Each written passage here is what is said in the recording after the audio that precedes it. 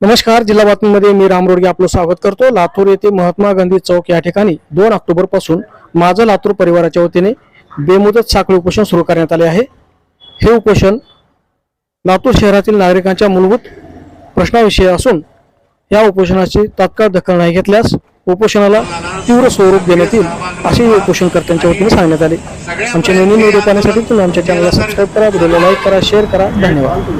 तर काय सांगाल अजून कशाबद्दल आपण बेमुदत साखळी उपोषण करताय?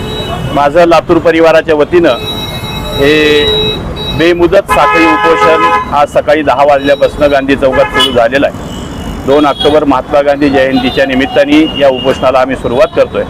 अत्यंत रास्त अशा मागण्या घेऊन हे उपोषण या ठिकाणी होत आहे। लातूर जिल्हा रुग्णालयाचा अत्यंत गंभीर प्रश्न असल्याकारणाने मागच्या अनेक वर्षापासून प्रलंबित असलेला जिल्हा झाला पण जिल्हा रुग्णालय झालं नाही, हे अत्यंत खेदजनक बाब आहे। त्यामुळे हे जिल्हा रुग्णालय या ठिकाणी झालं पाहिजे। त्यानंतर जे सुपर स्पेशालिटी रुग्णालय या ठिकाणी उभारण्यात आलेलं आहे, सामान्य जनतेसाठी असलेलं रुग्णालय तोडून मोडून त्या ठिकाणी आपण सुपर स्पेशालिटी रुग्णालय उभा केलं। पण ते सुपर स्पेशालिटी रुग्णालयसुद्धा आपण खाजगीकरणाच्या दिशेने घेऊन जाण्याचा घाट सरकार या ठिकाणी करतंय।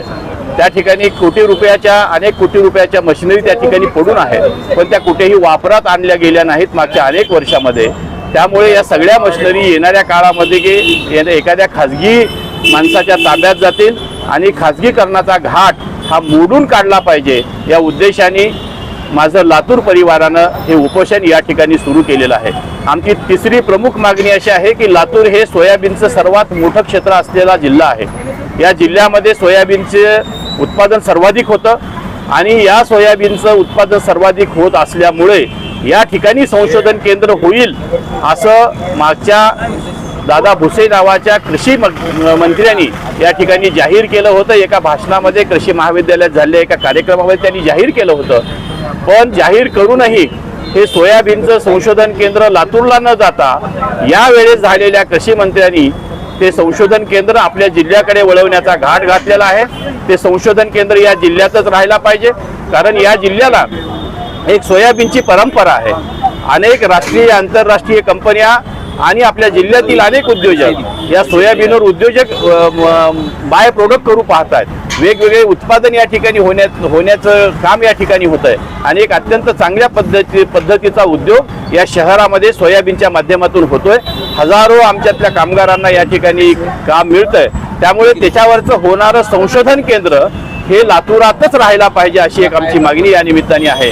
आणि आमची चौथी मागणी जी आहे ते देवणीचं गोवंश जे आहे ते देवणी गोवंश नावानीच गोवंश आहे, मात्र हे गोवंश केंद्र देवणीवरनं आपल्या जिल्ह्यातून हलवून तेही शेजारच्या जिल्ह्यामध्ये बीड जिल्ह्यामध्ये घालण्याचा घाट या ठिकाणी घातला जातोय। आणि त्याचं एकमेव कारण असं आहे की आमच्या इथल्या कुणीही लक्ष दिलं नाही। मला राजकीय या ठिकाणी बोलायचं नाही, हे काही राजकीय आंदोलन नाही, पण या ठिकाणच्या राजकीय पुढाऱ्यांनी या ठिकाणच्या सत्तेत असलेल्या पुढाऱ्यांनी त्यामध्ये लक्ष घालायला पाहिजे होतं आणि हे केंद्र इतरत्र जाऊ द्यायला नाही पाहिजे होतं। या प्रमुख 4 मागण्यासाठीचं आमचं आंदोलन या ठिकाणी चालू आहे। हे बेमुदत साखळी उपोषण आम्ही 7 दिवसाचा अल्टिमेटम सरकारला दिलेला आहे। शासनाकडे त्याचा आमचा पाठपुरावा चालू आहे। या 7 दिवसामध्ये जर गांभीर्याने या सगळ्या प्रश्नांचा विचार केला गेला नाही तर आम्ही या पुढचं पाऊल उचलून मग ठिकठिकाणी तालुक्याच्या ठिकाणी जिल्ह्याच्या ठिकाणी मग रस्ता रोको होतील, मग अनेक असे छोटे आंदोलनं करून सरकारला जाग आणण्याचा प्रयत्न या माध्यमातून आम्ही करणार आहोत। त्यामुळे सरकारला माझी नम्र विनंती आहे, सकाळी आम्ही आता 10 वाजल्यापासून इथं बसलो, जवळपास सगळ्याच पक्षाच्या लोकांनी आणि वेगवेगळ्या संघटनांनी आम्हाला जाहीर पाठिंबा दिलेला आहे। खरं तर हे माझं लातूरचं आंदोलन आहे। या ठिकाणी पक्षीय कुठल्याही गोष्टी नसल्या तरी सगळ्या पक्षांनी म्हणजे सत्तेत नसलेल्या सत्तेबरोबर असलेल्या सगळ्याच पक्षाच्या संघटनेनी या ठिकाणी येऊन आम्हाला जाहीर पाठिंबा व्यक्त केलेला आहे। त्यामुळे त्यांचंही मी आभार व्यक्त करतो। या ठिकाणी येऊन आम्हाला जे पाठिंबा देत आहेत त्या सर्वांचं, त्या संघटनेचं जवळपास आता माझ्याकडे 25 संघटनाची नोंद झालेली आहे। 25 संघटनांनी आम्हाला पाठिंबा या ठिकाणी जाहीर केलेला आहे, पक्षांनी जाहीर पाठिंबा केला, त्यांचाही मी आभार व्यक्त करतो।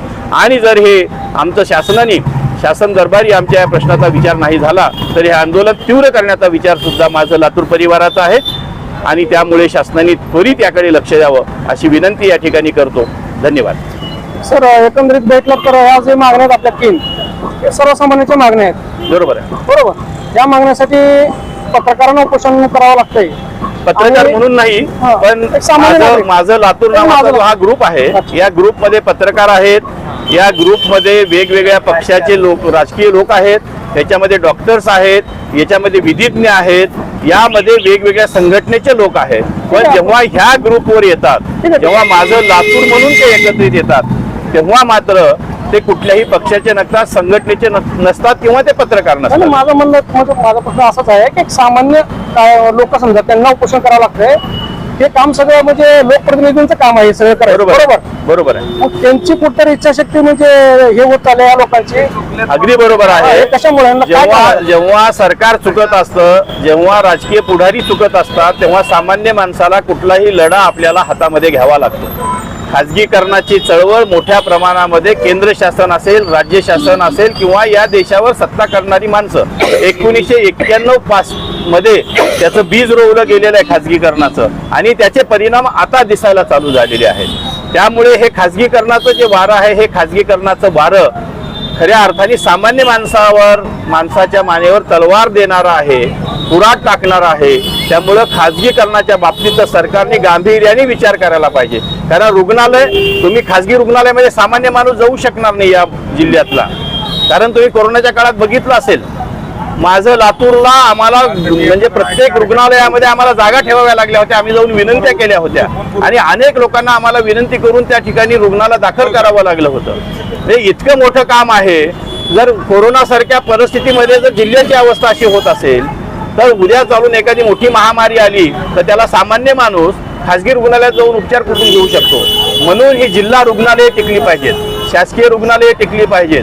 ज्या ज्या शासकीय संस्था आहेत, शासकीय बँका असू द्यात, त्यानंतर रुग्णालय असू द्यात, ज्या ज्या शासकीय गोष्टी आहेत त्या सगळ्या टिकल्या पाहिजेत. आणि त्या टिकण्यासाठी आपण सगळ्यांनी हा लढा म्हणून पुढे यायला पाहिजे, असं माझं म्हणणं आहे. मला खरंच वाटतं की आपल्या आंदोलनाला यश येईल. मग 100% आमच्या आंदोलनाला यश येईल. उजीरला 1.5 वर्ष आंदोलन चाललं, तिथे पण पत्रकारांच्या असं स्वरूप नाही, पण हे जे आमचं आंदोलन आहे, त्या आंदोलनाला यश येईल. कारण आम्ही सगळीच माणसं समाजामध्ये वेगवेगळ्या क्षेत्रात काम करणारी माणसं आहोत आणि सरकारला गांभीर्याने ही गोष्ट घ्यावी लागेल.